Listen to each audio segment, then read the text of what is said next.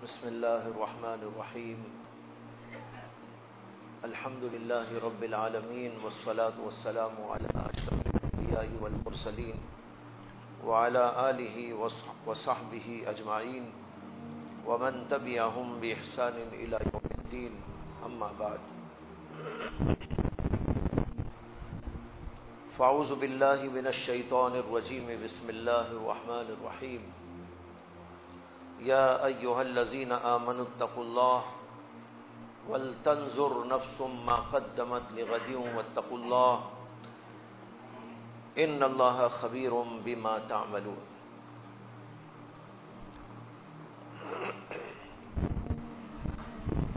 محترم حضرات،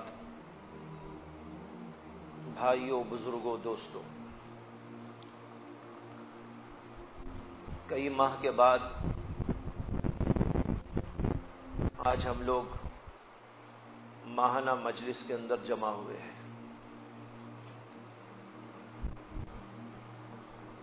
کئی ماہ جو گزر گئے، ان ایام کے اندر اور اس سے پہلی ہماری زندگی میں اب تک ہم نے کیا کیا، کیا ہونا چاہیے تھا، اور ہم نے کیا کیا ہے، ہر آدمی کو اس کا جائزہ لیتے رہنا چاہیے. جو آیت کریمہ اس وقت میں نے آپ کے سامنے تلاوت کی ہے، اس آیت میں اسی طرف توجہ دلائی گئی. یا ایھا الذین آمنوا اتقوا اللہ ولتنظر نفس ما قدمت لغد واتقوا اللہ. اے ایمان والو، اللہ تعالیٰ سے ڈر کر زندگی گزارو، اور ہر نفس کو چاہیے کہ وہ دیکھ لے کہ اس نے آگے کے لیے کیا بھیجا ہے. ہر آدمی کو اللہ نے دعوت دی ہے، ہر نفس کو اللہ نے دعوت دی ہے کہ وہ غور کرے، اندازہ کرے کہ اس نے آگے کے لیے کیا بھیجا ہے. آگے کے لیے کیا بھیجا ہے؟ بھیجنے کی چیز تو ہے نیکی، اعمال، تقویٰ و طہارت، اللہ کی محبت اور خوف. یہ نیکیاں اور بھلائیاں اور اچھائیاں ہیں جنہیں انسان یہاں سے وہاں کے لیے منتقل کرتا ہے. اللہ نے اس کی دعوت دی، اور پھر دوبارہ فرمایا واتقوا اللہ، اور اللہ سے ڈر کر زندگی گزارو. دو اتقوا اللہ کے درمیان میں یہ جملہ آیا ہے. واتقوا اللہ کے دو جملوں کے درمیان میں یہ جملہ آیا ہے ولتنظر نفس ما قدمت لغد. اس سے ایک فائدہ اور ایک نقطہ یہ اخذ ہوتا ہے کہ انسان اپنی آخرت کی زندگی کے لیے تیاری اسی وقت کر سکتا ہے جبکہ اس کے پاس تقویٰ موجود ہو. اگر تقویٰ موجود نہیں ہے، اللہ کا ڈر اس کے دل میں موجود نہیں ہے، تو پھر کوئی بھی نفس آخرت کی تیاری کے لیے تیار نہیں ہو سکتا. آخرت کی تیاری وہی کرتا ہے جس کے دل میں اللہ کا ڈر ہو اور وہ تقوی کی زندگی گزارتا ہو. اس لیے دو اتقوا اللہ کے درمیان یہ جملہ لایا گیا وَلْتَنْظُرْ نَفْسٌ مَا قَدَّمَتْ لِغَدٍ. معلوم ہوا کہ اپنا جائزہ لیتے رہنا چاہیے. اسی جائزہ لیتے رہنے کو حضرات صوفیاء کرام محاسبے سے تعبیر کرتے ہیں. اپنا محاسبہ کریں اور دیکھیں کہ ہم نے کیا کیا ہے. ایک محاسبہ روز روز کا ہوتا ہے، ایک محاسبہ ماہانہ کا ہوتا ہے، ایک محاسبہ سالانہ کا ہوتا ہے.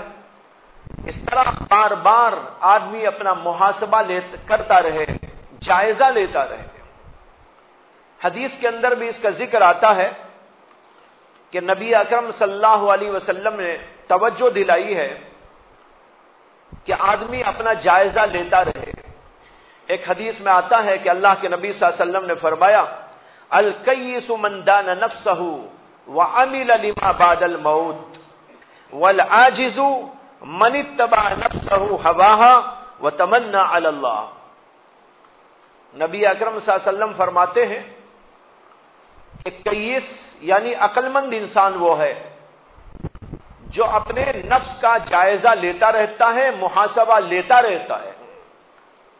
الکیس من دان نفسہ، جو اپنا جائزہ لیتا ہے، وعمل لما بعد الموت، اور ماں باپ کی زندگی کے لیے تیاری کرتا رہتا ہے۔ ماں باپ کی زندگی کے لیے تیاری کرنے والے کو چاہیے کہ وہ روزانہ جائزہ بھی لیتا رہے، آج میں نے کیا کیا، کیا اچھائی کی اور کیا برائی کی۔ اپنی زندگی کا جو آدمی محاسبہ اپنی زندگی میں لیتا ہے، اس کی آخرت کی زندگی سدھر جاتی ہے۔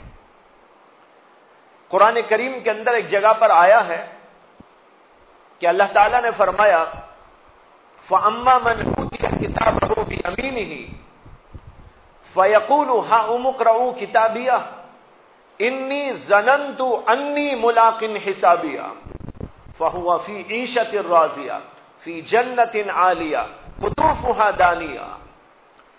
اللہ تعالیٰ کہتے ہیں جن لوگوں کا نام عمل داہنے ہاتھ میں دیا جائے گا قیامت کے دن، وہ لوگوں کو اپنا نام عمل بتا بتا کر کہیں گے آؤ ذرا پڑھ کے دیکھو، ہاں اقرؤوا کتابیہ، آؤ دیکھو میرا نام عمل کیسا ہے، میں نے کس قدر کامیابی حاصل کی ہے، میرا رزلٹ کتنا اچھا ہے، یہ لوگوں کو دکھائے گا خوشی کے بارے، اور کہے گا انی ظننت انی ملاق حسابیہ، میرا پہلے ہی گمان تھا، یہاں گمان بمانے یقین کے ہے، انی ظننت میرا یقین تھا کہ میں حساب و کتاب کے مرحلے کو پہنچنے والا ہوں۔ ایک دن ایسا آنے والا ہے جس میں حساب و کتاب ہوگا، اللہ کے سامنے مجھے کھڑا کیا جائے گا، آج یہاں پر آ گیا میں، میرا نام عمل ہاتھ میں مل گیا، یہ وہ کہہ کر لوگوں کو سنائے گا، بتائے گا۔ اس سے معلوم ہوا کہ جو آدمی اپنی زندگی میں حساب اور کتاب کا خیال رکھے گا، آخرت کے بارے میں اس کا یہ تصور جمع ہوا ہوگا، یقین کامل ہوگا کہ ایک نہ ایک دن اللہ کے سامنے جانا ہے اور مجھ کو حساب دینا ہے، وہ آدمی اپنی زندگی کو دنیا میں بدل دیتا ہے۔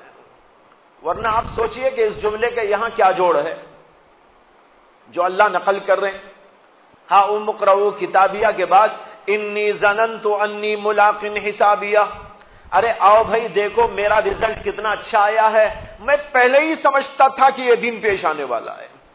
یہ کہنا اس بات کی علامت ہے کہ جو آدمی دنیا میں حساب اور کتاب کے مرحلے کا یقین رکھے گا اور اس کی وجہ سے اپنی زندگی بناتا رہے گا، آخرت کے اندر وہ خوشی خوشی لوگوں کو یہ بات دکھائے۔ یہ ہے محاسبہ۔ اس حدیث میں اللہ کے نبی صلی اللہ علیہ وسلم کہتے ہیں الکیس، عقل مند انسان وہ ہے جو اپنا جائزہ لیتا ہے، اپنا محاسبہ کرتا ہے، روز روز حساب و کتاب کرتا رہتا ہے۔ جیسے ایک آدمی دکان لگاتا ہے تو روز روز اپنا حساب لگاتا ہے، کیا گمایا کیا کمایا، اصل پونجی کتنی باقی رہ گئی، اصل کے اوپر کتنا اضافہ ہو گیا۔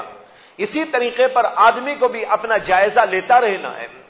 اللہ نے ہمیں جو اصل پونجی دی ہے جس سے کہ ہم کام کر کے اس پونجی میں کچھ اضافہ کر سکتے ہیں اور اس کے ذریعے نفع حاصل کر سکتے ہیں، وہ پونجی ہے ہماری زندگی،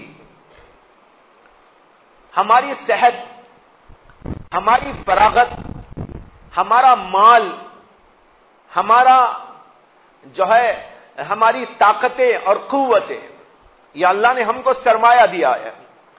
ایک انسان کو جو سرمایہ آخرت کی تیاری کے لیے دیا گیا ہے، جس کو یہاں کی عام زبان میں کہتے ہیں بھنڈوال، جو بھنڈوال اللہ نے ہمیں دیا ہے وہ کیا ہے؟ ایک تو ہم کو دی ہے زندگی۔ زندگی نام ہے وقت کا، کوئی آدمی زندگی کے لے کر آیا 60 برس کی، کوئی لے کر آیا 50 برس کی، کوئی لے کر آیا 80 برس کی، کوئی لے کر آیا 100 برس کی. یہ جو زندگی اس کو دی گئی ہے جس کا نام ہے اوقات، یہی اس کا بہت بڑا سرمایہ ہے.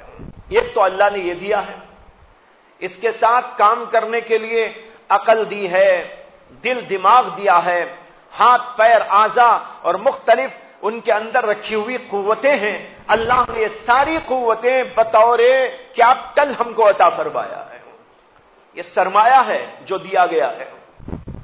تو ایک تو وقت زندگی کا، دوسرے اس کے اندر یہ سب چیزیں، اور اس کے ساتھ کچھ لوگوں کو اللہ مال بھی دے دیتے ہیں، اور صحت جو اللہ نے دی وہ بھی، فراغت کا جو وقت دیا وہ بھی، یہ سب کا سب ہمارا سرمایہ ہے.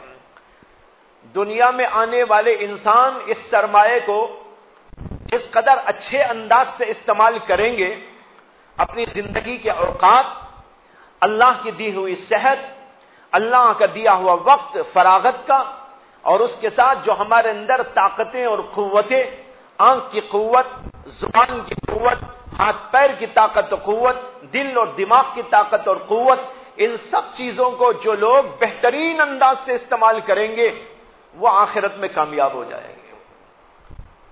اور جنہوں نے اس کو غلط استعمال کرنا شروع کر ڈالا، زندگی کو غلط استعمال کیا، آنکھ کو غلط استعمال کیا، اور طاقتوں قوتوں کو غلط استعمال کیا، سمجھو کہ انہوں نے اپنی آخرت بھی گنوا لی اور دنیا بھی گنوا لی.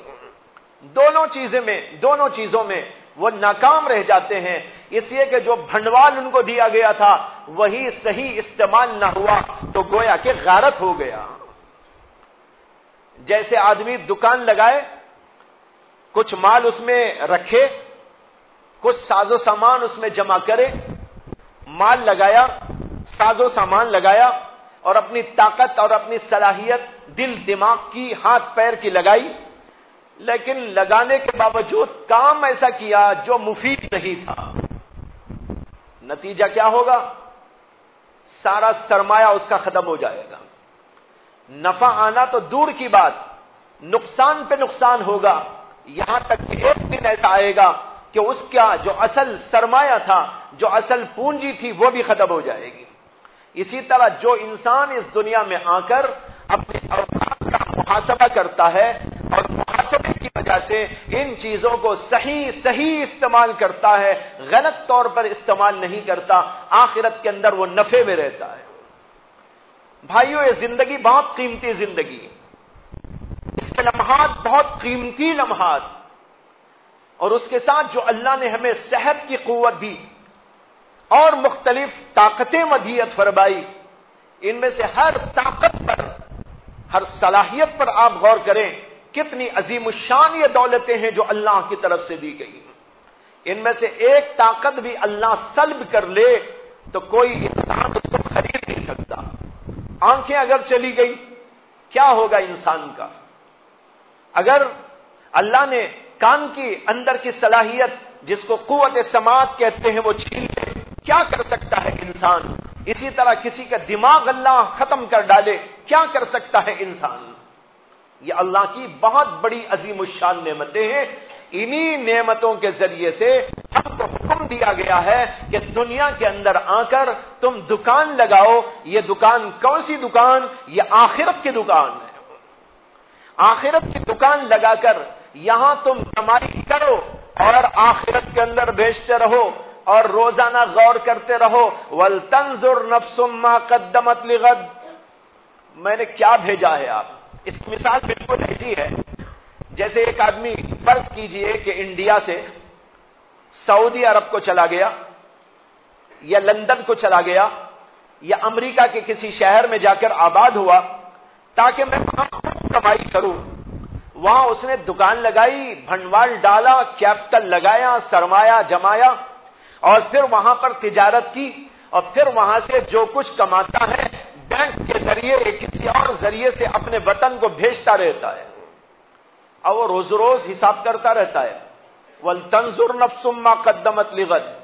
ارے میں نے آج کتنا کمایا، کتنا بھیجا، اتنے لاکھ کمائے اتنے لاکھ بھیجے، اتنے ہزار کمائے اتنے ہزار بھیج دیے، ضرورت میں یہ خرچ میں آئے اور باقی چیزوں کو میں نے بھیج کر اپنی جگہ پر پونجی کو جمع کروا دیا۔ ایسے ایک انسان عقل مند یہی کرتا ہے۔ اسی طرح اللہ نے ہم کو دنیا میں بھیجا ہے اور ہم دنیا کے باشندے نہیں ہیں، ہم دراصل جنت کے باشندے ہیں۔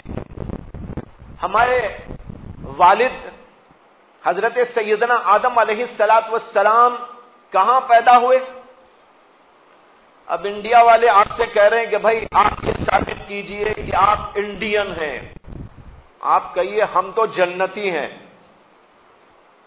ہمارے ابا کہاں پیدا ہوئے؟ جنت میں پیدا ہوئے۔ ہماری اماں کہاں پیدا ہوئی؟ جنت میں پیدا ہوئی۔ حضرت مولانا شاہ ابرار الحق صاحب نور اللہ مرقدہ مدرسے میں بچوں کو یہ سکھایا کرتے تھے۔ حضرت خود پوچھتے تھے کہ بتاؤ تمہارا وطن کون سا ہے؟ پھر اس کا جواب سکھاتے، ہمارا وطن، اصلی وطن جنت ہے، ہمارا اصلی وطن جنت ہے، ہم جنت سے یہاں پر آئے ہیں۔ اسی وجہ سے جب مومن بندے کو دنیا سے جانے کا موقع آتا ہے اور اس کا نفس مطمئنہ بنا ہوا ہوتا ہے، اللہ کے فرشتے اس کے پاس میں آ کر یوں کہتے ہیں، یا ایتھا النفس المطمئنہ ارجعی الی ربک۔ یہ نہیں کہتے اذهبی الی ربک۔ بہت بڑا فرق ہے دونوں جملوں میں، ایک کہنا ہے اذهبی اور ایک کہنا ہے ارجعی۔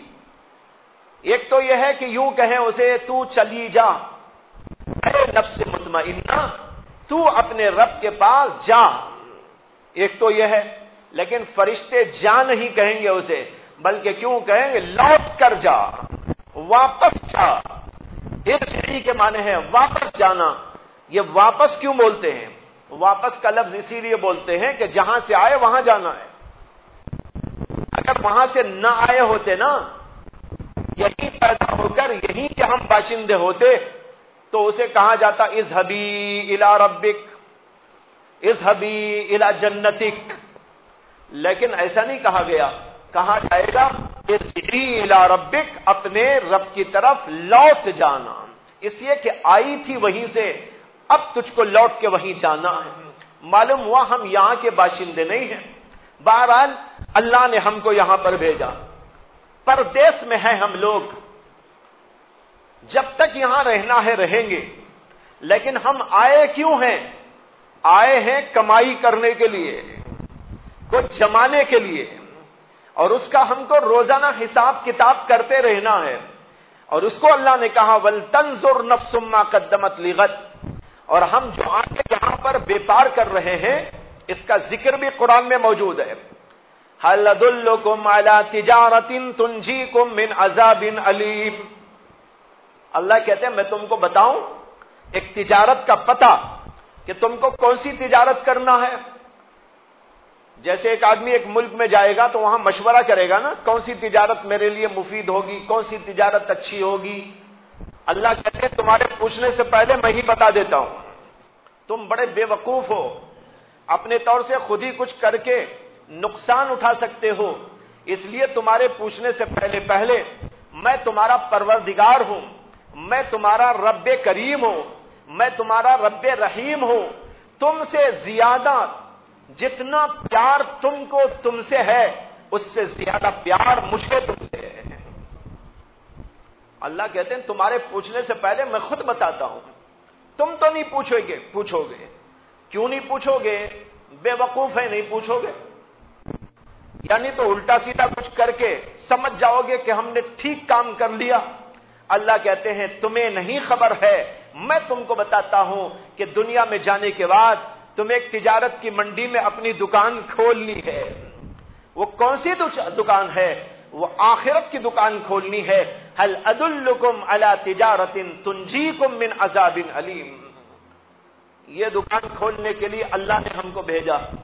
اب اپنے اپنے طور سے بیپار کرو، اپنے اپنے طور سے پونجی کو اپنی لگاؤ، اور اللہ کی مہربانی دیکھیے، اللہ نے یہ نہیں کہا تم خود کچھ کہیں سے لا کے پونجی جمع کر کے تجارت کرو، اللہ نے کہا پونجی بھی میں دوں گا،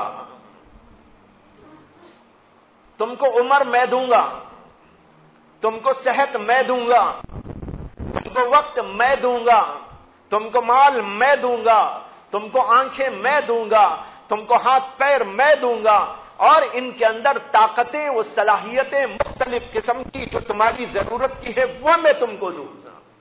اب بتاؤ کیسا رحیم اور کریم مالک ہے، اتنا کریم آقا، وہ ہم سے کہہ رہے ہیں یہ سب لے جاؤ اور لگاؤ آخرت کے لیے، اپنی آنکھ کو لگاؤ آخرت کو کمانے کے لیے، اپنے دل دماغ کو لگاؤ آخرت کو بنانے کے لیے، اپنے ہاتھ پیر کو لگاؤ آخرت کو بنانے کے لیے، اپنے اندر کی اپنے باہر کی صلاحیتوں کو لگاؤ آخرت کو بنانے کے لیے، یہاں تک کہ تم کامیاب ہو جاؤ اور جنت کے حاصل کرنے میں تم کو یہ ساری چیزیں مددگار بن جائیں۔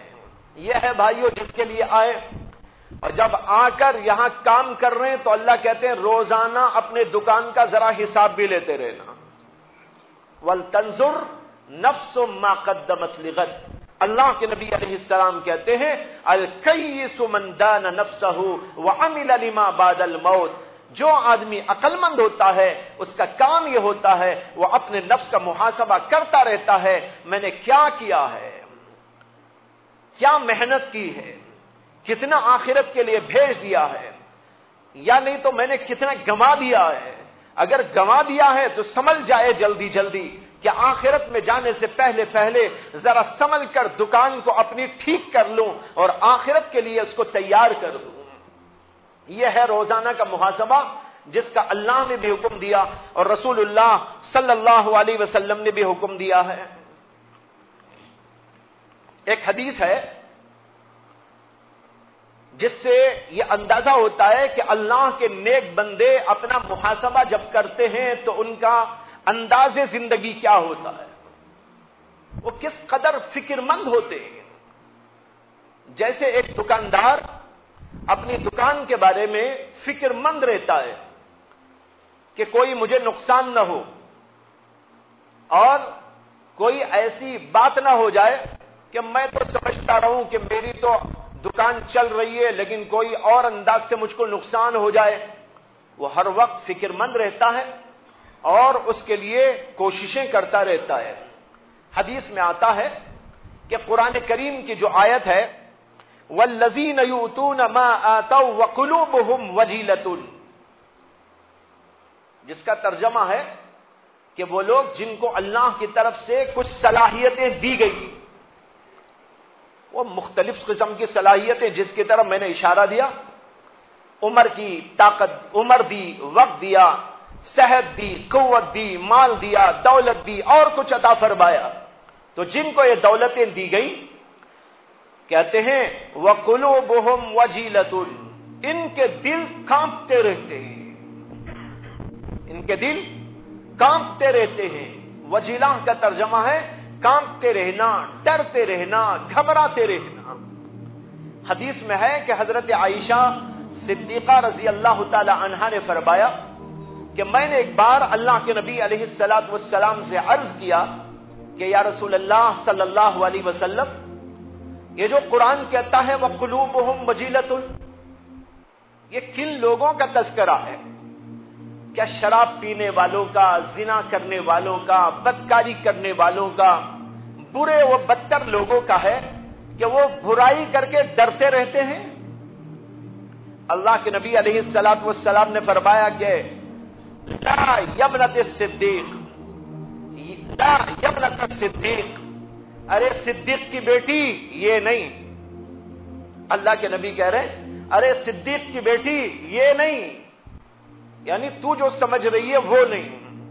یہ شرابیوں کا، کبابیوں کا، فحاشوں کا، بدبختوں کا، کافروں کا اللہ نے ان کا تذکرہ نہیں کیا ہے، بلکہ یہ ان لوگوں کا تذکرہ ہے الذین یصومون ویصلون ویتصدقون،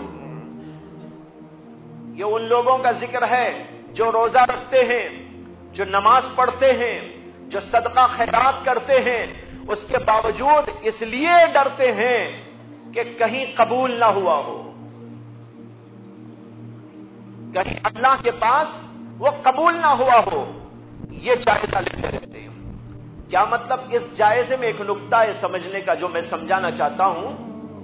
ایک تو یہ ہے کہ ایک آدمی نیکی کر رہا ہے، لیکن یہ ہے کہ نیکی کے اندر کا بھی جائزہ لے کہ میں نے نیکی جو کی ہے وہ نیکی کیسی ہے۔ نماز پڑھ کر ہم سمجھ گئے کہ بھائی میں نے تو بھیج دیا ہے، روزہ رکھ کر ہم سمجھ گئے کہ میں نے تو بھیج دیا ہے، ذکر و تلاوت کر کے تہجد پڑھ کے ہم سمجھ گئے کہ ہم تو آخرت کے لیے ماشاءاللہ بہت بھیج رہے ہیں۔ اللہ کے نبی علیہ السلام اس حدیث میں فرما رہے ہیں کہ یہ اللہ کے نیک بندے جو جائزہ اپنا لیتے رہتے ہیں، ان کا حال یہ ہوتا ہے کہ وہ سب کچھ کرنے کے بعد بھی اس لیے ڈرتے ہیں کہ ایسا نہ ہو اس میں اخلاص کی کمی ہو اور اللہ قبول نہ کرے، اس میں کسی اللہ کے نبی کی سنت فوت ہو گئی ہو اور اللہ کے ہاں قبول نہ ہو، یا اور کوئی شرط مفقود ہو گئی ہو اور اس کی وجہ سے اللہ کے ہاں وہ قبولیت کا درجہ نہ پایا ہو، ہم سمجھ رہے ہوں کہ وہاں پر چلا گیا ہمارا عمل اور اللہ کے پاس اس کا کوئی درجہ ہی نہ ہو۔ یہ ہوتا ہے جائزہ۔ اس سے ایک بات سمجھ میں آئی کہ جائزہ جو لیا جائے گا وہ ایک تو یوں جائزہ لیا جائے گا کہ ہم نے کیا کیا ہے، اور دوسرا جائزہ یہ لیا جائے گا کہ ہم نے کیسا کیا ہے۔ دو جائزے، ایک جائزہ یہ لینا ہوگا ہم نے کیا کیا، نماز پڑھی یا نہیں پڑھی، روزہ رکھا یا نہیں رکھا، عبادت کی یا نہیں کی، اور دین کے کاموں کو ہم نے بجا لایا کہ نہیں بجا لایا۔ ایک جائزہ تو یہ لینا ہے، اور دوسرا جائزہ یہ لینا ہے کہ ہم نے جو کچھ کیا وہ صحیح بھی کیا کہ نہیں کیا، اس میں کوئی نفسانی خواہش کا دخل تو نہیں تھا، اس میں کوئی فریب تو نہ تھا، اس کے اندر ہم نے کوئی شک تو ختم نہیں کر دی، اس کے اندر اور کوئی ایسی بات تو نہیں پیدا ہو گئی۔ اسی لیے بڑے بڑے انبیاء اکرام علیہم السلام بھی اپنے اعمال کے بھروسے بیٹھے نہیں رہتے تھے، ان کو بھی ڈر لگا رہتا تھا۔ یہ ہوتا ہے بھائیوں جائزہ۔ آج ہم میں بہت سے لوگ ایسے ہوتے ہیں جو کچھ عبادت ریاضت مجاہدہ کر کے بڑے بے فکر ہو جاتے ہیں، 2-4 رکعت تہجد پڑھ لینے کے بعد وہ سمجھتے ہیں کہ بھائی ہم تو اتنے بڑے درجے پر پہنچ گئے کہ بس اب ہمارا تو کوئی مقابلہ کرنے والا ہے ہی نہیں۔ بلکہ بعض وہ بھی ہوتے ہیں جو ڈنگے بھی مارتے ہیں، میں تہجد گزار ہوں، لوگوں کو دکھاتے بھی ہیں، اپنی بڑائی کا اظہار کرتے ہیں۔ بہت سال 2-3 سال پہلے کی بات، ایک جگہ پر جلسے میں جانا ہوا تو میں وہاں پر گیا تو نماز کا وقت تھا، تو لوگوں نے کہا نماز اس مسجد میں پڑھنا ہے، تو وہاں پر گیا، پہلی صف میں جا کر بیٹھنے ہی والا ہوں، ایک صاحب وہیں پر کھڑے ہوئے تھے یا بیٹھے ہوئے تھے، انہوں نے اٹھ کر میرے سے مصافحہ کیا، اور مصافحہ کرتے ہی پڑھ رہے ہیں میں روزانہ اتنی رکعتیں نماز پڑھتا ہوں۔ مجھے سمجھ میں نہیں آیا کہ آخر تو کیا تھا، نہ میں ان کو جانتا تھا، نہ پہچانتا تھا، نہ کوئی بات چیت تھی، نہ کچھ، لیکن ان کے دل میں سوار تھا میں اتنا عابد، اتنا زاہد، اتنا ریاضت کرنے والا، اتنا مجاہدہ کرنے والا، اپنی بڑائی کے لیے بیان کر دیا اچانک سے۔ بھائیوں یہ ہوتے ہیں اہل اللہ جن کا ذکر یہ حدیث کر رہی ہے، کر رہے ہیں سب کچھ، لیکن وقلوبہم وجیلۃ، ان کے دل گھبرا رہے ہیں، ڈر رہے ہیں کہ پتہ نہیں اللہ کے پاس قبول بھی ہوگا کہ نہیں ہوگا۔ اس کو اللہ کے نبی نے کہا کہ اے صدیق کی بیٹی، یہ نہیں ہے جو تم سمجھ رہی ہے، یہ وہ لوگ ہیں الذین یصومون ویصلون ویتصدقون ولکنہم یخافون الا تقبل منہم۔ یہ حدیث کے الفاظ ہیں۔ اس بات سے ڈر ان کو لگا رہتا ہے کہ کہیں قبول نہ ہو، اللہ اس کو رد کر ڈالے۔ معلوم ہوا کہ 2 قسم کا جائزہ روزانہ اپنے اعمال کا لینا ہے، ہم نے کیا کیا ہے، کیا نہیں کیا ہے۔ کرنے کے سلسلے میں جائزہ یہ لیجئے ہم نے اچھا کیا ہے کہ برا کیا ہے، جھوٹ تو نہیں کہا، غیبت تو نہیں کر ڈالی۔ میں نے ایک پرچہ بنایا تھا آپ کو پہلے بھی یہاں دیا گیا ہے، جو لوگ حاضر ہوتے تھے اس کے اندر روزانہ کا محاسبہ کرنے کے لیے وہ پرچہ دیا گیا تھا، جس میں ایک کالم وہ تھا جس میں نماز اور کچھ اچھائیوں کے بارے میں تھا، اور ایک کالم وہ بھی تھا جس میں برائیوں کا تذکرہ تھا، جیسے جھوٹ ہے، غیبت ہے، تکبر ہے، غصہ ہے اور مختلف قسم کی بیماریاں۔ روزانہ اپنے اعمال کا یوں جائزہ آدمی لیتا رہے کہ میں نماز پڑھا یا نہیں پڑھا، میں نے تلاوت آج کی کر دی کہ نہیں کر دی، ذکر کا میرا معمول میں نے پورا کر دیا کہ نہیں کیا۔ اسی طرح یہ بھی جائزہ لے، میری زبان سے آج جھوٹ تو نہیں نکل گیا، میری زبان سے کسی کی غیبت تو نہیں ہو گئی، میں نے کسی کی چغلی تو نہیں کھائی، میں نے کسی کو برا بھلا تو نہیں کہہ دیا، یا اور کسی قسم کا گناہ کیا، مثلا بیجا غصہ کیا۔ یہ ساری فہرستیں بنی ہوئی موجود ہیں، آپ جاتے وقت اس کو پرچے کو لے کے جائیے تاکہ روزانہ آپ اپنا محاسبہ کرتے رہیں۔ اس کو کہتے ہیں محاسبہ، کہ اچھائی کی ہم نے کہ برائی کی، یہ جائزہ لیتے رہنا چاہیے۔ دوسرا جائزہ یہ کہ جو اچھائیاں ہم نے کی ہیں وہ اچھائیاں واقعی اچھائیاں کی ہیں یا اس کے اندر کچھ خامی بھی ہے۔ اب یہاں پر ایک بات یہ سمجھیے کہ جائزہ لینے کا فائدہ کیا ہے۔ جائزہ لینے کا، محاسبہ کرنے کا فائدہ یہ ہوتا ہے کہ آدمی ایک تو جب دیکھتا ہے کہ میرے پاس برائیاں ہیں تو برائیوں سے بچنا شروع کر دے گا، اس سے کہ محاسبہ تو آخرت ہی کے لیے لے رہا ہے، جب آخرت کی فکر ہے اسی لیے محاسبہ کر رہا ہے۔ جب محاسبے میں یہ بات اس کے سامنے آئے گی، میں نے آج نماز نہیں پڑھی، دل پر بار پڑے گا، نماز کیسے چھوٹ گئی میرے سے۔ حضرت ابو بکر صدیق رضی اللہ تعالیٰ عنہ کے بارے میں آتا ہے کہ ایک دفعہ ان کی نماز نہیں چھوٹی، نماز کی تکبیر اولا چھوڑ گئی، نماز کی تکبیر اولا چھوڑ گئی، پہلی تکبیر امام کے ساتھ جب چھوٹ گئی تو ان کو اتنا رونا آیا، وہ بے قابو ہو گئے، بے چین ہو گئے، مضطرب و پریشان ہو گئے، اور اتنا روئے کہ بہت سارے صحابہ کرام کو ان کی تعزیت ادا کرنے کے لیے جانا پڑا۔ حضرت آپ یہ کیا کر رہے ہیں، یہ کیوں پریشان ہو رہے ہیں؟ ان کو تسلی دینے کے لیے گئے کہ دیکھیے کبھی اتفاق سے ہو گیا تو آپ پریشان نہ ہو۔ یہ ہوتا ہے محاسبہ، اور جب محاسبہ کرتا ہے تو آدمی کے دل پر اس کا گہرا اثر ہوتا ہے۔ جب ایک تکبیر اولا چھوٹنے کا یہ اثر ہوا تو اگر نماز ہی چھوٹ جاتی تو ان کا کیا حال ہوتا؟ اب لوگوں کو بھی اس کی طرح جائزہ لینا ہے، اور میں تمہید میں عرض کر چکا ہوں، ہم یہی آخرت کی دکان سنبھالنے، آخرت کی دکان چلانے اور آخرت کے لیے تیاری کرنے کے لیے یہاں پر بیٹھے ہیں، یہاں دنیا میں آئے ہیں، اسی کام کے لیے اللہ نے ہم کو بھیجا ہے۔ بلکہ جو دکان چلا رہے ہیں دنیا کی دکان، جو اور مختلف مصروفیات میں ہیں، ان کو بھی سمجھنا چاہیے وہ دکان بھی اسی دکان کے لیے ہے، یعنی وہ دنیا کی کمائی بھی اسی آخرت کی دکان چلانے کے لیے ہے، تاکہ وہاں سے کما کر میں ذرا یہاں لگاؤں، یعنی آخرت کے لیے لگاؤں، غریبوں کی امداد میں لگاؤں، بیواؤں کی امداد میں لگاؤں، یا دیگر اور دینی خدمات میں لگاؤں، یا اور کسی ذریعے سے وسیلے سے آخرت تک پہنچنے کی میں فکر کروں، اسی لیے یہ کمائی بھی ہوتی ہے۔ اسی طرح دنیا میں جو بھی کسی قسم کا کاروبار کر رہا ہو اس کو نہیں سمجھنا چاہیے میں دنیا کی کمائی کرنے کے لیے یہ کام کر رہا ہوں، بلکہ اس کو بھی سمجھنا ہے مجھے دراصل آخرت ہی کے لیے اس کام میں بھی لگایا گیا ہے۔ یہ ہے مومنانہ انداز فکر۔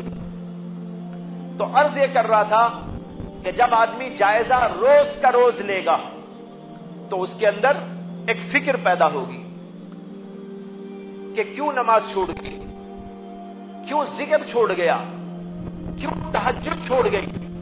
اس لیے کہ جو نیک آدمی ہوتا ہے اس کی تہجد بھی چھوٹ جائے تو اس کے لیے بڑا مسئلہ بن جاتا ہے، وہ بہت فکر کرتا ہے، اس کا روزانہ کا معمولی ذکر چھوٹ جائے تو اس کے دل کے اوپر ایک بار پیدا ہو جاتا ہے۔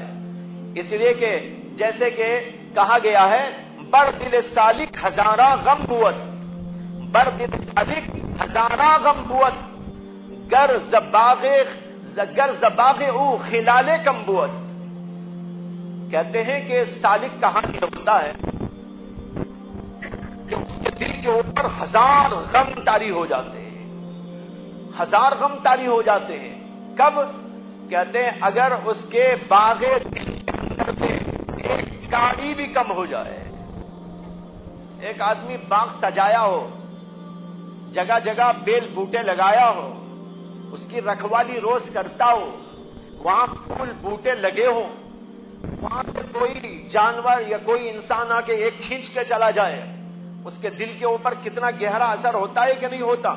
وہ کہتا ارے میں نے اتنی محنت سے اپنا یہ باغیچہ لگایا تھا، یہاں اتنی محنت کر کے یہ سب چیزیں میں نے تیار کی تھی، اور فلاں آدمی نے آ کے یوں کھینچ کے اس کو ختم کر ڈالا۔ اس کے دل کے اوپر اس کا بڑا گہرا اثر ہوتا ہے۔ سالک جو اپنی آخرت کو بنانے میں، آخرت کے اندر جنت کا باغ بنانے میں لگا ہوا ہوتا ہے، جب وہ یہاں دیکھتا ہے ایک دن کا ذکر بھی چھوڑ گیا تو اس کے دل کے اوپر ایک پہاڑ آ جاتا ہے۔ وہ کہتا ہے کیوں چھوڑ گیا؟ تلاوت کیوں چھوڑ گئی؟ تہجد کیوں چھوڑ گئی؟ جو آدمی ذکر کو، تلاوت کو، تہجد کو چھوڑ دینے پر یوں غمگین فکر مند ہو جاتا ہو، وہ اگر فرائض چھوٹ جائے تو اس کا حال کیا ہوگا؟ اس کا تو جینا مشکل ہو جائے گا۔ تو بھائیو، یہ ہوتا ہے حساب اور کتاب لینے کا حاصل۔ آدمی نیکیوں میں آگے بڑھے گا، برائیوں سے بچنا شروع کر ڈالے گا۔ میری زبان سے جھوٹ نکل گیا، لا حول ولا قوت الا باللہ، فوراً استغفار کرے گا، فوراً توبہ کرے گا۔ اگر غیبت نکل گئی تو غیبت کرنے پر وہ فکر مند ہو جائے گا، معافی تلافی کرے گا، اللہ تبارک و تعالیٰ سے توبہ اور استغفار کرے گا۔ اب ذرا آپ سوچ کے دیکھیے کہ ہم لوگوں کا حال کیا ہے؟ کیا ہے بلتنظر نفس ما قدمت لغد کا یہ انداز جو میں بتا رہا ہوں، غیبت پہ غیبت ہو رہی ہے، احساس تک نہیں ہے کہ میری آخرت میں میرا کیا بن رہا ہے، میری دکان کیسے اجڑتی جا رہی ہے، میرا بھنڈوال کیسے روزانہ ختم ہوتا جا رہا ہے، غیبت کرنے کی وجہ سے، چغلیاں کھانے کی وجہ سے، اور برائیاں کرنے کی وجہ سے، اور لوگوں کو گالیاں دینے کی وجہ سے، کسی کو تکلیف پہنچانے کی وجہ سے، تکبر کرنے کی وجہ سے، غصہ کرنے کی وجہ سے، ریاکاری کی وجہ سے، اور مختلف قسم کی برائیوں کی وجہ سے میری دکان آخرت والی روزانہ کیسے تباہ ہوتی جا رہی ہے، بیچارے کو پتہ ہی نہیں۔ اللہ اکبر۔ اس انداز سے آپ ذرا سوچ کر دیکھو کتنا بڑا مسئلہ ہے۔ معمولی مسئلہ ہے کہ چھوٹا مسئلہ ہے؟ لگائے ہیں دکان لیکن وہ تباہ ہو رہی، ایک طرف نیکیاں کم، دوسری طرف برائیاں زیادہ، ظاہری برائیاں، باطنی برائیاں، روز روز کرتا چلا جا رہا ہے۔ دوسری طرف دیکھو، نہ ذکر ہے، نہ فکر ہے، نہ تلاوت ہے، نہ نمازوں کا اہتمام ہے، نہ اور کوئی نیکی ہے۔ ادھر دیکھے تو تباہی تباہی، ادھر دیکھے تو یوں گناہوں کے اندر ابتلا اور بڑائی۔ نتیجہ یہ ہوگا کہ جو بھنڈوال اللہ نے دیا تھا، زندگی کا بھنڈوال، صحت کی نعمت، قوتیں، وہ طاقتیں، وہ سب کی سب بیکار سے دی جائیں گی اور آخرت میں کچھ نہیں ملے گا۔ اسی لیے ایک حدیث میں آتا ہے، اللہ کے نبی علیہ الصلوۃ والسلام نے ارشاد فرمایا، نعمتان مغبوب فیہما کثیر من الناس، الصحۃ والفراغ۔ دو نعمتیں اللہ کی ایسی ہیں جس میں بہت سارے لوگ دھوکہ کھا رہے ہیں۔ بہت سارے لوگ ان دو نعمتوں کے سلسلے میں دھوکہ کھا رہے ہیں۔ کون سی نعمتیں؟ الصحۃ والفراغ، ایک صحت کی نعمت ہے اور ایک فراغت یعنی وقت کی نعمت ہے۔ اللہ نے صحت دی، فراغت عطا فرمائی، وقت عطا فرمایا، لیکن آدمی ان دونوں چیزوں کو غلط استعمال کر رہا ہے، یہاں تک کہ دھوکے میں مبتلا ہو گیا۔ جیسے کوئی آدمی، سونا اس کو دیا گیا تھا کہ بھئی سونے سے اور سونا کماؤ، اس نے کیا کیا؟ سونے سے سونا کمایا، سمجھ میں آیا؟ سونے سے کیا کمایا؟ سونا یعنی سو جانا، بیڈ پہ جا کے سو گیا، کیا حاصل ہوگا؟ چور آ کے لے کے چلا گیا یا اور کوئی حادثہ پیش آ گیا. یعنی تو اس بے وقوف نے یہ کیا کہ سونا جیسی عظیم الشان نعمت کو کسی آدمی کو دیا جو اس کو ڈھیلے دے دیا. کچھ اس نے کہا بھئی یہ ڈھیلے دے جاؤ. ڈھیلوں کو بڑا خوبصورت بنایا تھا اور وہ خوبصورت ڈھیلے سونا دے کے خرید کے لیے آیا، شوکیس میں رکھ دیا. کیا ہے؟ ڈھیلے کو خوبصورت بنا دیا گیا ہے. دنیا میں ہے نا ایسے، میں ویسے ہی نہیں بول رہا ہوں. ڈھیلوں کو خوبصورت بناتے ہیں، شوکیس میں لا کے رکھتے ہیں اور اس کے اوپر پیسہ خرچ کرتے ہیں. شوکیس میں نظر آ رہا ہے، کیا نظر آ رہا ہے؟ سونا نہیں، چاندی نہیں، بلکہ وہ تو مٹی کا ڈھیر ہے. وہ وجہ سے اس کو خوبصورت بنا دیا گیا ہے. یہ بے وقوفی نہیں تو اور کیا ہے؟ بالکل اسی طریقے پر اللہ نے ایک آدمی کو صحت کی دولت دی جو بڑی عظیم الشان دولت ہے، اور عمر کی دولت دی جو بڑی عظیم الشان نعمت ہے. اس کو اس نے دنیا خریدنے میں لگا دیا، دنیا کے کاموں میں لگا دیا، عیش و عشرت میں لگا دیا، دنیا کی لذتوں اور خواہشوں کے پورا کرنے میں لگا دیا. اپنی صحت، جوانی کی نعمت اس بیچارے نے کچھ خواہشات کے پیچھے لگا ڈالا. یہ صحت تو اللہ نے اس لیے دی تھی جنت کماؤ، تم کو بڑی عظیم الشان جنت ملے گی جس کا کوئی جواب نہیں. وہاں کی ایک ایک حور ایسی، وہاں کی ایک ایک نعمت ایسی. لیکن ہم نے کیا کیا؟ اس صحت کی نعمت، جوانی کی طاقت، ان سب چیزوں کو دنیا کی لذتوں میں لگایا، دنیا کی خواہشوں میں لگایا. نوجوان بچوں نے اپنی اس جوانی کو بیکار چیزوں کے اندر گوا ڈالا اور چند برس کے بعد وہ جوانی ختم ہو گئی. حالانکہ اس جوانی سے کیا کیا نہیں کیا جا سکتا تھا، عظیم الشان انقلاب پیدا کیا جا سکتا تھا. یہ جوانی کی نعمت وہ نعمت ہے جس کا ذکر قرآن میں ایک جگہ پر اللہ نے یوں فرمایا ہے کہ جب سوال ہوا تھا اللہ کے نبی علیہ الصلوۃ والسلام سے، اصحاب کہف کون لوگ ہیں؟ اصحاب کہف کون لوگ ہیں؟ اللہ نے اس کے جواب کے اندر آیت نازل فرمائی، بلکہ آیتیں نازل فرمائی. اس کے اندر ایک آیت یہ ہے، انہم فتیۃ آمنوا بربہم وزدناہم ھدی. یہ آیت کریمہ ہے، اس میں جوانوں کا ذکر آیا. یہ چند نوجوان تھے، تمہارے ہی جیسے نوجوان. یہ آسمان سے نہیں ٹپکے تھے، یہ کہیں اچانک وجود میں نہیں آ گئے تھے. وہ تمہارے ہی جیسے نوجوان تھے، وہ تمہارے ہی جیسے جو ہے برق کے سلسلے سے نکل کے آئے تھے، ماں کے پیٹ میں پلے تھے اور ماں کے رحم سے 9 مہینے کے بعد تم جیسے ہی وہ بھی پیدا ہوئے تھے. اسی طرح کے تھے جیسے تم پیدا ہوئے تو تم تھے، اسی طرح کے ہوتے ہوتے وہ نوجوان ہو گئے.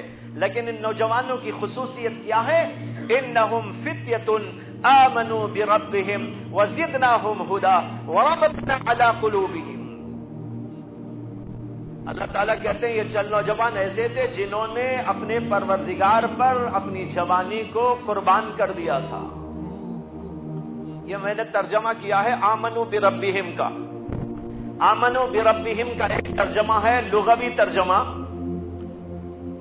ایک محاوری ترجمہ اور ایک عاشقانہ ترجمہ. عام ترجمہ تو اس کا یہ ہے چند نوجوان تھے جو اپنے رب پر ایمان لے آئے. لیکن بھائیوں سمجھتے ہو ایمان کی حقیقت کیا ہے؟ ایمان کی حقیقت اپنے رب پر فدا ہو جانا ہے. اس کو کہتے ہیں ایمان. ایمان لایا یعنی اپنے رب پہ فدا ہو گیا، اپنے رب پہ قربان ہو گیا، اپنے رب کا عاشق بن گیا. اس عشق الہی میں جل جل کر وہ اللہ کے لیے مر گیا. اس کو کہتے فنا فی اللہ ہو جانا. اسی کا اللہ نے ذکر کیا ہے انہم فتیۃ آمنوا بربہم. یہ چند نوجوان بچے تھے جنہوں نے اپنے رب پر اپنی جوانی کو قربان کر دیا تھا. یہ ہیں، ایسے نوجوان بننے کی ضرورت ہے. اب جوان لوگ حاصل ان کی زندگی کا یہ ہے کہ ان کے ہاتھ میں موبائل ہو، ان کے ہاتھ میں दुनिया की चीजें हो, ऐश व इशरत का सामान हो, मुख्तलिफ लज्जतों ख्वाहिशों के पीछे वो पड़े रहे, अपनी जवानी को पूरा पूरा उसी पे फिदा कर दें। आपकी जवानी आपको अल्लाह ने दी ताकि आप अल्लाह पर कुर्बान हो जाए। अब वो जवानी किसी और से कुर्बान हो रही, ये कैसी जवानी? तो अर्ज ये करना है कि इस तरीके पर अपने आप को अल्लाह के लिए बना दे, कुर्बान कर दे। ये जायजा लेते रहने से इंसान के दिल में बात पैदा होगी कि मुझे अपनी जिंदगी को, मेरे सरमाए को, मेरी ताकतों को, मेरी कुव्वतों को, मेरी जिंदगी के लम्हात को, मेरी जिंदगी के औकात को, इन सब चीजों को अल्लाह के लिए कुर्बान करके आखिरत मेरी तैयार करना है। अल्लाह के नबी इसकी तरफ इशारा दे रहे। दो किस्म की नेमतें हैं जिनमें के लोग धोखा खा रहे हैं। लफ्ज समझने का है मगबूबुन, मगबूनुन, मगबूबुन, मगबूनुन यानी नून है आखिर में। यह गबन के लफ्ज से बना है। गबन के माने धोखा। धोखा किसे कहते हैं जरा इसको समझ लीजिए, तब यह हदीस पूरी तरह समझ में आएगी। धोखा यह है, जैसे अभी मैंने मिसाल दी, एक आदमी के पास सोना था, सोने को उसने देकर उसके बदल एक चीज ली। अब देखना यह है कि जो चीज दी उसके बराबर अगर ली हो या उससे जरा अच्छी ले ली हो, तब हम समझेंगे ये आदमी नफा में है। लेकिन अगर क्या तो सोना लेकिन ले लिया कोई ऐसी चीज जो कोई काम की नहीं है, कोई बेहुदा चीज खरीद लिया, ईंट ले लिया, पत्थर ले लिया, और ईंट और पत्थर भी जरूरत के लिए लिया तो वो भी नफा बख्श है। लेकिन ऐसी ईंट लिया जो काम के काबिल ही नहीं, फेंकने के काबिल, ठेले ले लिया। आप बताइए कि कितना बड़ा धोखे के अंदर है। इसी को कहते धोखा। एक चीज कीमती एक तरफ से देना, दूसरी तरफ से बेहैसियत और बेकीमत चीज को ले लेना, यह है गबन का मफहूम। इस गबन के मफहूम को सामने रखकर अब हदीस पर गौर कीजिए। अल्लाह के नबी क्या कह रहे? दो नेमतें ऐसी हैं जिसमें बहुत सारे लोग धोखा खा लेते हैं। क्यों? इसलिए कि सेहत जैसी नेमत अल्लाह ने उनको दी। इस सेहत जैसी नेमत से वो अजीम शान काम कर सकते थे, यहां तक कि अल्लाह को पा सकते थे। किसे पा सकते थे? अल्लाह को पा सकते थे। सेहत दी अल्लाह ने, जवानी दी अल्लाह ने, उसकी ताकतें दी अल्लाह ने, सलाहियतें दी अल्लाह ने, उमंगें दी अल्लाह ने, जज्बात दिए अल्लाह ने। इन सारी चीजों को लेकर वो कोशिश करता, मेहनत करता तो उसे अल्लाह मिल जाता। लेकिन बेवकूफ ने क्या किया? इस सेहत की दौलत से और जज्बात की दौलत से, तमन्नाओं की दौलत से, कुव्वतों की दौलत से जो अल्लाह ने उसको दिया था, उसने कुछ दुनिया की चीजें कमा ली। आप बताइए, इस सेहत से अगर सिर्फ दुनिया कमाया तो वो नफे में है या नुकसान में? बहुत बड़ा नुकसान है ना। उसे तो पाना था अल्लाह को। जब अल्लाह ने सेहत दी तो सेहत से वो अल्लाह को पा लेता, लेकिन सेहत से अल्लाह को पाने की जगह, जवानी से अल्लाह को पाने की जगह वो एक खिलाफ चीज पर कनाम किए बैठा हुआ है। कितना बड़ा धोखा खा रहा है। जैसे बाग बच्चे धोखा खा लेते हैं। कोई बच्चा जा रहा था, उसके हाथ में 100 रुपए का नोट था या 500 रुपए का नोट था। एक आदमी उसे मिला, बच्चे के पास जब देखा कि 500 रुपए का नोट है, वो बच्चे की नफ्सियात से वाकिफ था। उसने कहा, बेटा ये कागज लेके क्या करोगे? मैं तो तुम्हें चॉकलेट देता हूं। बच्चा खुश हो गया, इसे कि उसे तो चॉकलेट ही में मजा है, 500 रुपए की नोट में क्या मजा? बच्चा सोचेगा कि हाँ हाँ 500 रुपए की नोट से मुझे क्या नफा, मुझे क्या मजा। उसने कहा हाँ हाँ मैं देता हूं, मुझे चॉकलेट दे दो। उसने 10 पैसे का चॉकलेट उसके हाथ में थमाया, 500 रुपए लेके चलता बना। बच्चा खुश हो गया कि मैं तो बहुत अच्छा काम करके आया हूं। दौलत कमा के आया हूं, लेकिन जरा उसके बड़े भाई को पूछो, उसकी बड़ी बहन को पूछो, उसकी मां को पूछो, उसके बाप को पूछो कि कितना बड़ा नुकसान किया है उसने। बिल्कुल इसी तरीके पर जो आदमी अपनी सेहत और कुव्वत, इन सब नेमतों को दुनिया के पीछे गमा के चला जाता है, अल्लाह के फरिश्ते उससे कहते हैं अरे कितना बड़ा धोखा खा गया। और जो अहलुल्लाह हैं वो समझते हैं, वो कहते हैं कितना बड़ा धोखा खा गया, इसे तो इसके जरिए जन्नत हासिल करना चाहिए था। जन्नत की जगह दुनिया हासिल करके आया, और दुनिया भी पूरी नहीं, इतनी सी दुनिया, मुट्ठी में भर आने वाली दौलत, इस चीज को हासिल करके समझ रहा है कि मैंने बहुत कुछ कर लिया। यह है वो धोखा जो अल्लाह के नबी अलैहिस्सलाम यहां समझा रहे हैं। फरागत यानी वक्त की दौलत अल्लाह ने दी। वक्त ही तो हमारी पूरी जिंदगी है।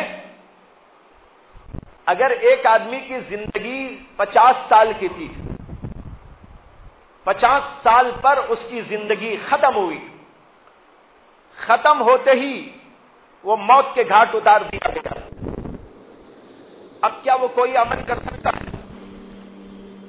अब तो कुछ नहीं कर सकता, खत्म हो गई जिंदगी। जब तक जिंदगी का कुछ भी हिस्सा बाकी था, वो 2 रकत नमाज भी पढ़ता तो बहुत कुछ मिल सकता था उसको, एक सुभान अल्लाह कहता बहुत कुछ मिल सकता था उसको। लेकिन जो ही जिंदगी तमाम हो गई, अब उसका कुछ नहीं है। हदीस में आता है कि अल्लाह के नबी ने फरमाया इज़ा मातल अब्द इनक़ता अमलुहु इल्ला मिन सलास, 3 बातों को छोड़कर इंसान का अमल मरते ही खत्म हो जाता है, अब वो कुछ नहीं कर सकता। कहते हैं कि एक बुजुर्ग का इंतकाल हुआ, उनके इंतकाल के बाद एक आदमी ने उनको ख्वाब में देखा। ख्वाब में देखकर उनसे पूछा कि आप कैसे हैं? और देखने वाला जब उनको ख्वाब में देखा तो देखता है कि वो बुजुर्ग कब्र के अंदर नमाज के अंदर मशगूल है, नमाज पढ़ रहे हैं। देखने वाला बहुत खुश हुआ कि भाई कितना बड़ा मकाम है इनका कि यहां नमाज पढ़ रहे हैं। खैर जब वो सलाम फेरे, इसकी तरफ मुतवज्जे हुए ख्वाब में, तो इसने पूछा कि माशाअल्लाह आप यहां भी नमाज पढ़ रहे हैं? तो उन्होंने कहा जी, मैं जिंदगी में हमेशा अल्लाह से सवाल किया करता था, ऐ अल्लाह मुझे कब्र में भी नमाज की इजाजत दे दीजिए। अल्लाह ने मेरी दुआ कबूल कर ली और इजाजत मुझको मिल गई, मैं यहां पर पढ़ रहा हूं। लेकिन साथ साथ उन्होंने कहा लेकिन एक बात मैं तुमको बताता हूं, देखो मैं तो मर चुका हूं, तुम अभी जिंदा हो। मैं तो यहां नमाज पढ़ रहा हूं और जब से मरा हूं तब से पढ़ रहा हूं, अब जब तक अल्लाह मुझे इजाजत देते हैं पढ़ता रहूंगा। 24 घंटे मेरा कब्र के अंदर यही काम है, वहां कमाई भी नहीं, खाना भी नहीं, पीना भी नहीं, बस नमाज ही नमाज है। उन्होंने कहा मैं 24 घंटे नमाज पढ़ रहा हूं, लेकिन इतना पढ़कर भी एक पैसे का भी सवाब यहां नहीं। इसे कि सवाब तो दुनिया में अमल पर मिलता है, कब्र में नमाज पढ़े तो सवाब कहां है? वो अल्लाह ने उनकी तबीयत का लिहाज करके इजाजत दे दी, ठीक है तुम पढ़ो, तुम्हारी ख्वाहिश पूरी करो, लेकिन सवाब कुछ नहीं मिलेगा। उन्होंने, बुजुर्ग ने उस आदमी को नसीहत की और वसीयत की और कहा मैं तो इतना पढ़ूं तब भी मुझे कोई सवाब नहीं मिलता, लेकिन तुम वहां पर रहते हुए एक सुभान अल्लाह बोलो तो पता नहीं कितना ढेर सवाब तुमको मिल जाए। तो ये जिंदगी कितनी कीमती है ये मैं समझाना चाह रहा हूं।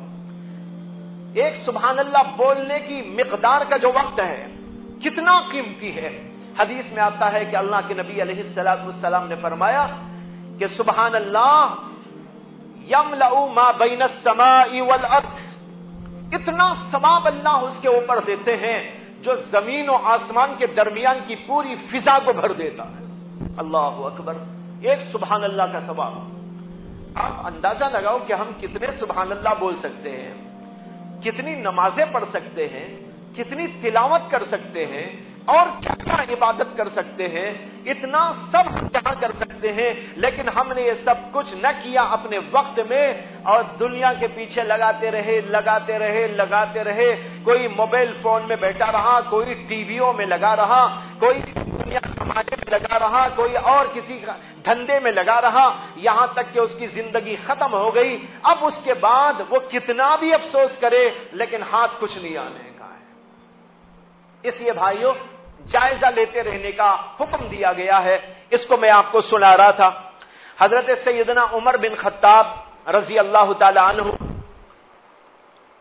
دوسرے خلیفہ اللہ کے نبی علیہ الصلوۃ والسلام کے، ان کا مقولہ کتابوں میں نقل کیا گیا ہے کہ انہوں نے فرمایا حاسبوا انفسکم قبل ان تحاسبوا وزنوها قبل ان توزنوا وتجهزوا للارض الاکبر یومئذ تورزون لا تخفى منکم خافیہ. یہ حضرت سیدنا عمر بن خطاب رضی اللہ عنہ کا جملہ ہے. انہوں نے کہا اپنے نفسوں کا حساب لیتے رہو اس سے پہلے کہ تمہارا حساب لیا جائے. قیامت آنے سے پہلے ابھی تم اپنا حساب روزانہ لیتے رہو. وَزِنُوهَا قَبْلَ أَن تُوزَنُوا، اور اس کا وزن بھی کیا کرو اس سے پہلے کہ اس کا وزن کیا جائے. یہ جملہ تھوڑی دیر پہلے میں نے اشارہ دیا تھا. ایک ہے اعمال کا محاسبہ، یہ کہ ہم دیکھیں ہم نے کیا نہیں کیا. حضرت عمر دو جملے استعمال کر رہے ہیں، حاسبوا قبل ان تحاسبوا. اس سے مراد یہی چیز ہے، ہم روزانہ حساب لیں ہم نے کیا ہے کیا نہیں کیا ہے، اچھا کیا ہے کہ برا کیا ہے.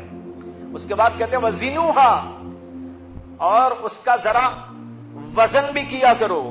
قبل ان توزنوا، اس سے پہلے کہ ان کا وزن کیا جائے. یعنی یہ بھی دیکھو کہ ہم نے جو کیا ہے وہ کس قابل ہے، کیا قیمت کا ہے، کتنے وزن کا ہے. ہماری نماز میں کوئی قوت و طاقت بھی ہے کہ نہیں ہے.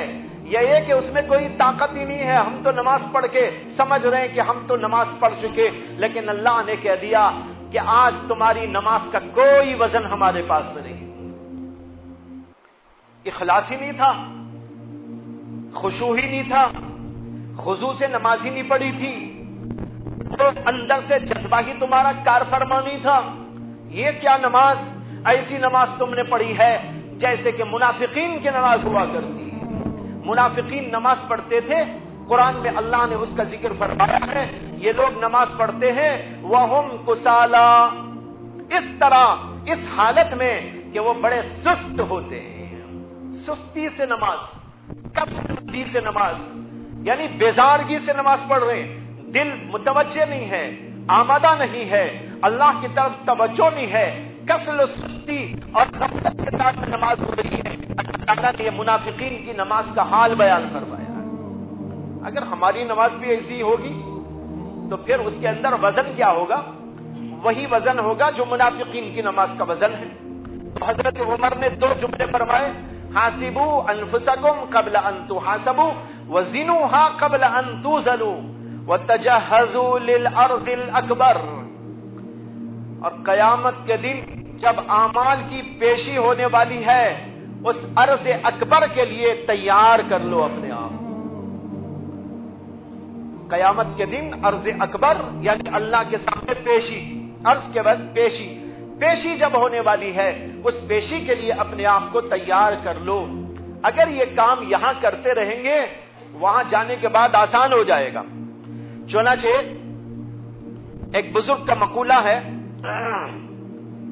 حسن بصری کا، انہوں نے فرمایا ایسر الناس حسابا یوم القیامہ الذین یحاسبون انفسهم للہ عز وجل فی الدنیا. فرمایا ایسر الناس حسابا یوم القیامہ الذین یحاسبون انفسهم للہ عز وجل فی الدنیا. فرماتے ہیں قیامت کے دن سب سے آسان حساب ان لوگوں کا ہوگا جو لوگ کہ دنیا میں اللہ کی خاطر اپنا نفس کا محاسبہ کرتے رہتے تھے، جو دنیا میں اپنا محاسبہ کرتے رہتے، فکر مندی کے ساتھ جائزہ لیتے رہتے.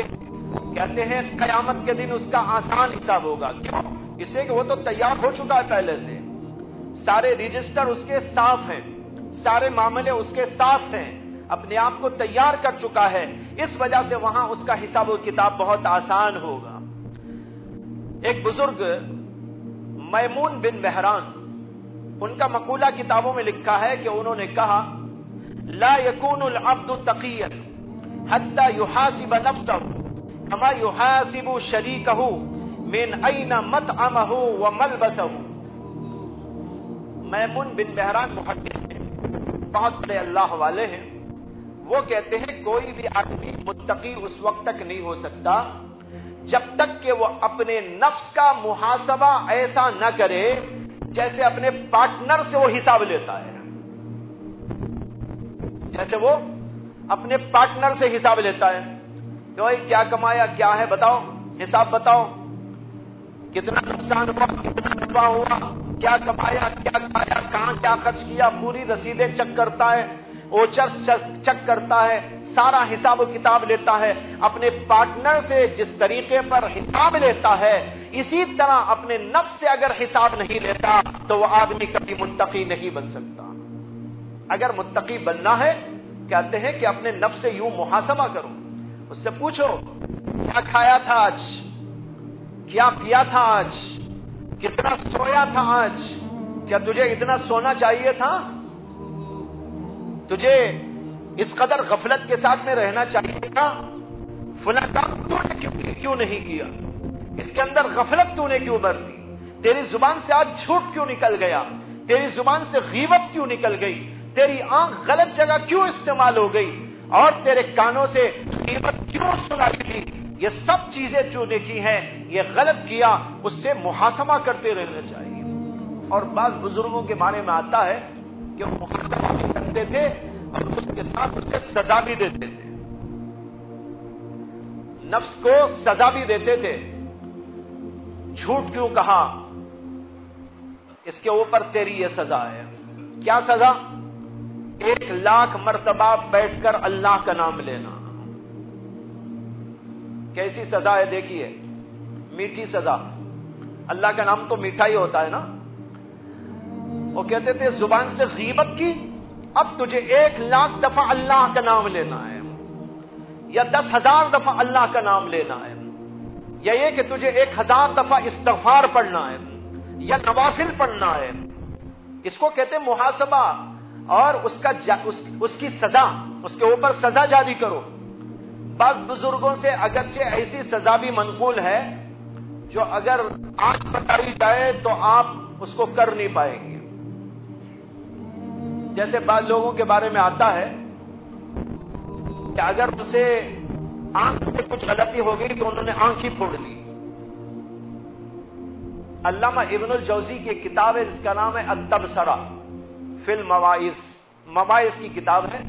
علامہ ابن الجوزی بہت بڑے واعظ تھے. وہ جب واعظ کہتے تھے تو ان کی مجلس کے اندر 1,00,000 آدمی آتے تھے. 1,00,000 آدمیوں کا مجمع ہوتا تھا. کہتے ہیں کہ ان کے مواعظ کو جمع کیا گیا. اس کے اندر انہوں نے لکھا ہے کسی بزرگ کا، اور بلکہ کئی بزرگوں کے ایسے حالات کہ جب ان سے کچھ گناہ ہو گیا انہوں نے اپنی آنکھ ہی پھوڑ لی. کسی سے گناہ ہو گیا انہوں نے اپنی جیبھ ہی کاٹ لی. کسی نے غلط بات سن لی انہوں نے اپنا کان ہی کاٹ لیا. کسی نے اپنے انگلیوں کو کاٹ لیا.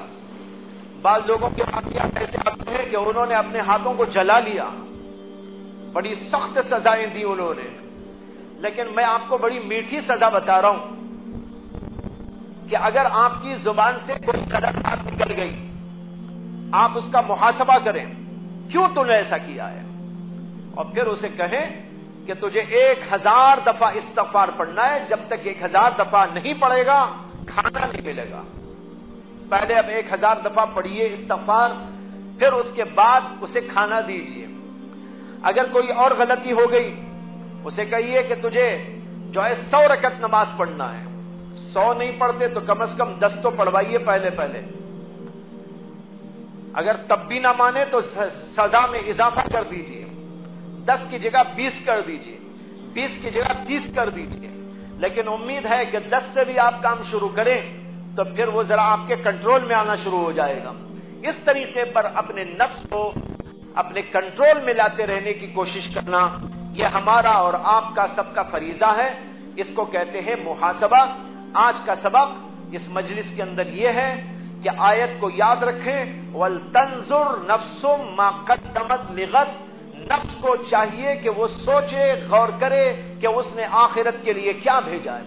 اور حدیث یاد رکھیں، اللہ کے نبی نے فرمایا کہ الکیس من دان نفسہ لما بعد الموت، یہ دو باتوں کو یاد رکھیں۔ حضرت عمر کا مقولہ بھی سنایا، حاسبوا انفسکم قبل ان تحاسبوا، ان سب چیزوں کو ذہن میں رکھتے ہوئے روز روز اپنا محاسبہ کیجیے، آئندہ مجلس میں آنے تک آپ کو یہ اندازہ ہوگا کہ میں نے اب تک کیا کیا، کیا نہیں کیا، مجھے کیا کرنا چاہیے تھا، میرے اندر بگاڑ کتنا آیا ہے، میرے اندر سدھار کتنا آیا ہے، یہ جائزہ لیتے رہنا ہے۔ اگر آپ نے اپنی اس آخرت والی دکان کا جائزہ نہیں لیا تو پتہ نہیں کب کو لوٹ کے چلا جائے اور آپ کو پتہ بھی نہ ہو۔ اللہ تعالیٰ مجھے بھی اور آپ کو بھی توفیق مرحمت فرمائے، جو کچھ سنا گیا اللہ اس پر عمل کی ہم سب کو توفیق عطا فرمائے۔ وآخر دعوانا ان الحمد للہ۔